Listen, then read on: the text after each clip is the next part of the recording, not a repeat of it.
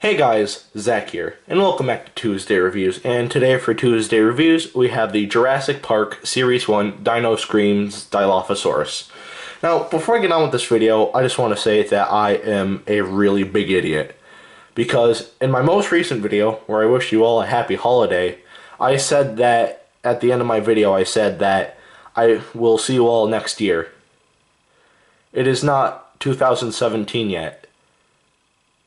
It is still December 27th, by the time I'm recording this and upload this, but either way, I just want to get out of the way that I'm really stupid. I said that a lot in the past, and you might hear a lot more of that in the future. I'm only saying it because it's really true. I am a really big idiot. But enough of that. Let's get on with the review. So first we'll take a look at the paint on this figure, and I like the paint on this figure, but it's not really screen accurate to Jurassic Park. Now, I'm not looking for screen accurate paint jobs on these figures. I'm just saying it would have been nice if it was more close to the movie instead of, this different color, But either way, let's take a closer look at the paint here. Oh, also, you're probably wondering why I have this refresh teardrops thing right here. That is because without it, this thing can't stand, because the tail is too big, well, too long, and this figure is back heavy. There we go. We'll get to that more in a minute. First we'll take a look at the paint and articulation. So first we'll take a look at the paint on this figure, and like I said, it's not accurate, but it still is nice looking. Let's take a closer look here. There are green stripings going along the body right here. The body is mostly this white color with a little bit of pink underneath right here, the neck and mouth. The eyes are painted orange with black pupils, and if we open up the mouth, the tongue is this gummy sort of color, like with most of the other Jurassic Park figures from Kenner so far, with the same color of teeth that every Jurassic Park figure that we've reviewed so far has. So, the paint gets a pass. Oh. The paint gets a pass. I do like the paint, however, it's not really Jurassic Park, well, it's not movie accurate. I'm not saying that it's bad because it's not accurate to the movie, I'm just saying it would have been nice to see that instead of this different color, this completely different color than what it was from the movie. But either way, I like the paint. The articulation on this figure, there's not much at all. The legs can move. Like that. This arm can move right here. And if we pull back this arm, the mouth would open. And there's supposed to be a screeching noise that comes out, but the batteries are dead on mine, so yeah, you won't be hearing that in this review. Also, this figure actually does come with a frill. However, I got this at a flea market, and it did not come with the frill.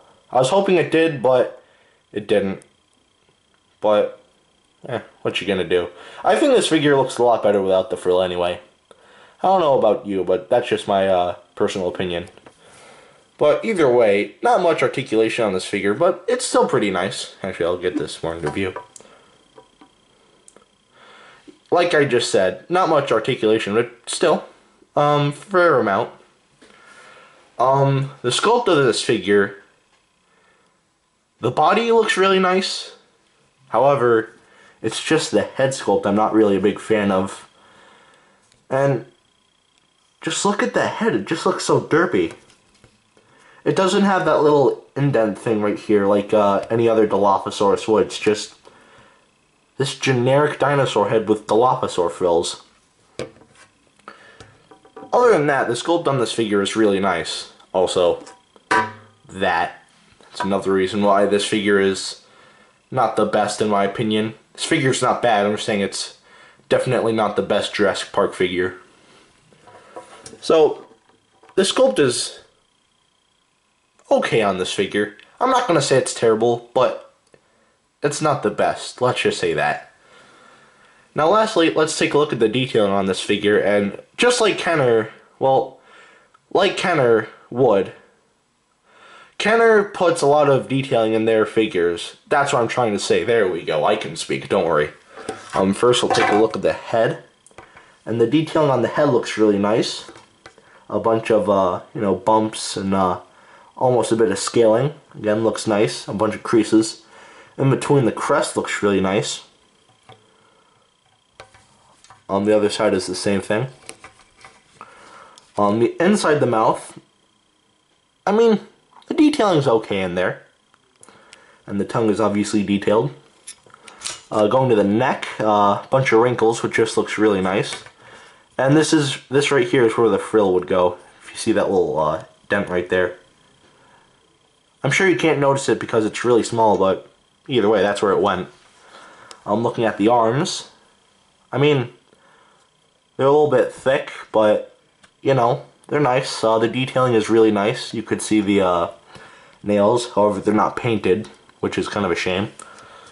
Moving down to the body, just looks really nice with all the scales up here, and you can see the rib cage right here and a bunch of wrinkles, which just looks really nice, and all the creases in the skin. Looking at the legs, they look really nice. A bunch of scales and a ton of bird features on this figure, which is something I really like. A lot of theropods are, mostly related to birds than dinosaurs. Well, most dinosaurs are related to birds rather than reptiles. Jurassic Park made their dinosaurs more reptilian-like because they use frog DNA. So technically it wouldn't be a reptilian feature, it'd be more of a amphibian feature. I don't know, that's just me. Just me getting off on my nerdy tangents again. I'll try to stop it. Looking at the tail, again, a bunch of creases in the skin and scaling, which looks really nice. I stutter a lot. And underneath, that detailing is just really nice. Like, it almost looks like the underside of a crocodile, and I really do like that. Also, screw holes. That's okay because they're not on the side of the figure. They're not ruining the sculpt, Hasbro. And more creases underneath the tail. And yeah. The detailing is really nice on this figure, but that's what you could expect from Kenner. They do wonderful with their, well, they did wonderful with their Jurassic Park figures. Also, JP11 with the Dilophosaurus logo right there. Something I forgot to mention. And yeah, let me just try to stand this guy.